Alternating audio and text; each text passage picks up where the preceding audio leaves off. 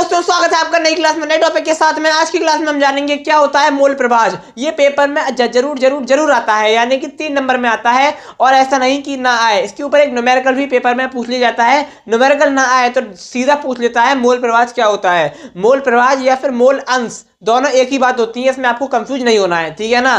तो आइए जानते हैं क्या होता है मोल प्रभाज। वो जानने से पहले आपको एक बात बता देता हूं कि कई लोगों का कमेंट आ रहा है नीचे कि पीडीएफ कहाँ मिलेगी, यानी कि बायोलॉजी की हमने जो सीरीज बनाई है उसकी 45 दिनों की सीरीज है, उसकी एक पीडीएफ होनी चाहिए बाकायदा। उसकी एक पूरी पीडीएफ बनाई जा रही है। एक व्यक्ति का कमेंट आया था पीडीएफ चाहिए इस प्रकार से, तो उसकी पीडीएफ पर काम किया जा रहा है। आपको बहुत ही ज्यादा बढ़िया क्वालिटी की और पूरे कंटेंट के साथ में बढ़िया पीडीएफ बना के दी जाएगी। उसके लिए लगातार काम जारी है। आपको पीडीएफ 1 या 2 फरवरी से पहले पहले मिल जाएगी। एक टेलीग्राम चैनल बनाया जाएगा, उस चैनल पर आपको पीडीएफ मिल जाएगी, ठीक है ना।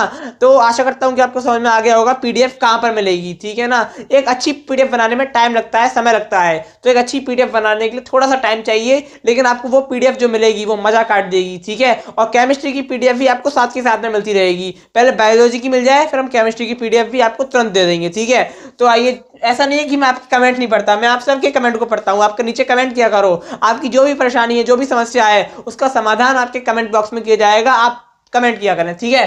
तो आइए जानते हैं क्या होता है मोल प्रभाज या मोल अंश। सबसे पहले तो आप ये डेफिनेशन लिखी है, उसको मत देखो, आप ये पूरा दिमाग में बैठ जाएगा कि क्या होता है मोल प्रभाज। सबसे पहले तो ये देखो, हमने एक पात्र लिया, उस पात्र में क्या लिया, बिलियन लिया। क्या लिया, बिलियन।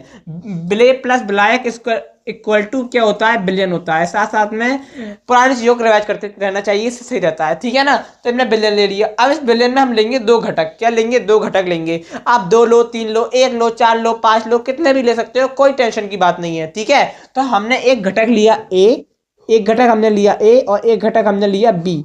हमने 2 घटक लिए, आप 3 भी ले सकते हो, 4 भी ले सकते हो, कोई दिक्कत नहीं, कोई टेंशन नहीं, कोई परेशानी नहीं, ठीक है। तो हमने यहाँ पर 2 घटक लिए, एक घटक लिया ए और एक घटक लिया बी, ठीक है। अब जो घटक ए है उसके मोलों की संख्या क्या है, उसके जो मोल होंगे, जो ए के अब मोलों को किससे प्रदर्शित करते हैं, एन से। तो हम यहाँ पर लिख सकते हैं, क्या लिख सकते हैं, एन ए लिख सकते हैं, और बी को क्या लिख सकते हैं, एन बी लिख सकते हैं। यानी कि किसके, बी के मोल एन और ए के मोल, बी के मोल और ए के मोल। देखो लिखा है एन ए बराबर ए के मोल, एन बी बराबर बी के मोल।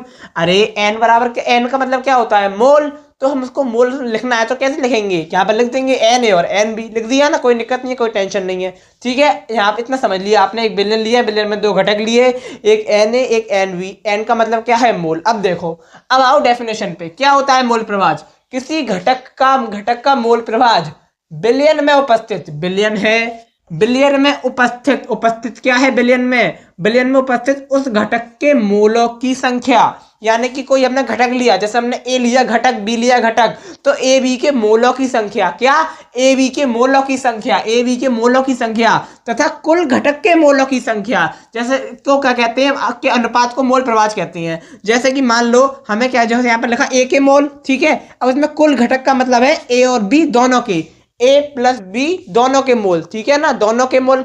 यानी कि हमें मान लो ए का निकालना है, तो हम ऊपर लिखेंगे ए के मोल, ए के मोल, क्या लिखेंगे, ए के मोल। अपॉन में क्या लिखेंगे, अपॉन में कुल घटक कितने भी हैं। यानी मैंने पहले कहा था आपसे 2 हो, 3 हो, 4 हो, तो इसका मतलब कुल घटक के मोल। अनुपात में क्या लिखेंगे, कुल घटक के मोल, ठीक है ना।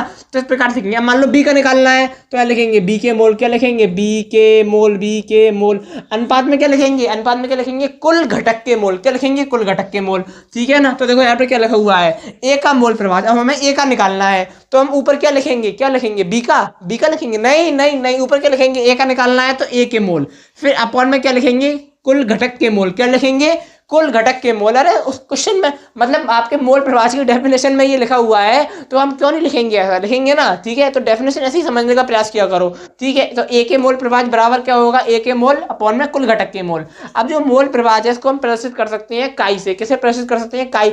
यहाँ पर हमने काई ए लिख दिया है, क्योंकि यहाँ पर काई क्या है, यह है ए का मोल प्रभाज, ये क्या है, ए का मोल प्रभाज। इसको इस पूरे को हमने किससे, इस चीज को इससे प्रदर्शित करा है, समझ रहे हो, किससे प्रदर्शित किया है इसको, एक्स ए भी लिख सकते हैं, कोई दिक्कत नहीं है, ठीक है। यहाँ पर आपने लिख दिया। अब एन ए के मोल को हमने लिख दिया एन ए, तो एन बराबर एन क्या होता है, मोल होता है, ठीक है।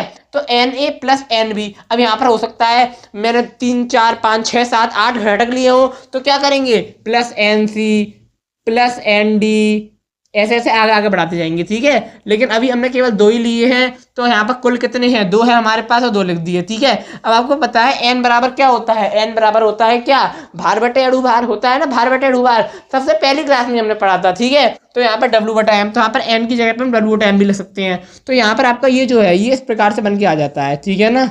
तो ये आपका मोल प्रवाह होता है, बस इतना सही तो है, और क्या है बताओ, कुछ है इसमें, कुछ है इसमें, बिल्कुल आसान सा है। ये भी आपको समझ में ना आए तो क्या फायदा, ये तो समझ में आना ही चाहिए, ठीक है ना।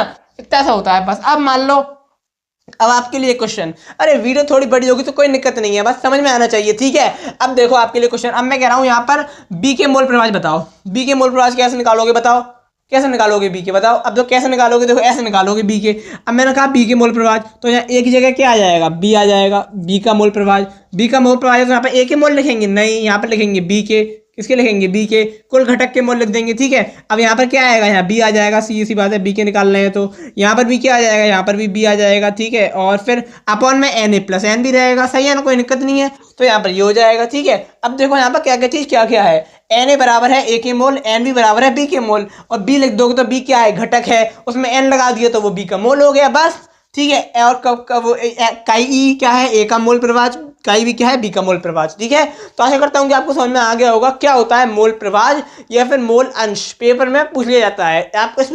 आपको इसी प्रकार से लिख देना है, आपको पूरे में पूरे जितने नंबर का आएगा वो आपको मिल जाएंगे। इसके ऊपर न्यूमेरिकल आता है, तो हम एक न्यूमेरिकल की भी वीडियो लाएंगे, उसमें सारे मोस्ट इंपोर्टेंट न्यूमेरिकल जितने भी होंगे, सारे जितने भी तरह के आते होंगे, क्योंकि आपकी केमिस्ट्री में ज्यादा न्यूमेरिकल नहीं है, शुरू के चैप्टर्स में ही न्यूमेरिकल है, उनको कवर कर लेंगे, आपके न्यूमेरिकल भी कवर हो जाएंगे, ठीक है। तो आशा करता हूँ कि आपको समझ में आ गया होगा। अब मैं आपको मिलूंगा एक और नई क्लास में नए टॉपिक के साथ में। सीरीज को लगातार फॉलो करते जाइए और आगे बढ़ते जाइए। सीरीज ज्यादा बड़ी नहीं होगी, आपकी केमिस्ट्री कम नंबर में तैयार हो जाएगी और 70 में 70 नंबर लेके आओगे आप, ठीक है। अब मैं आपको मिलूंगा नई क्लास में नए टॉपिक के साथ में, तब तक के लिए जय हिंद, जय भारत।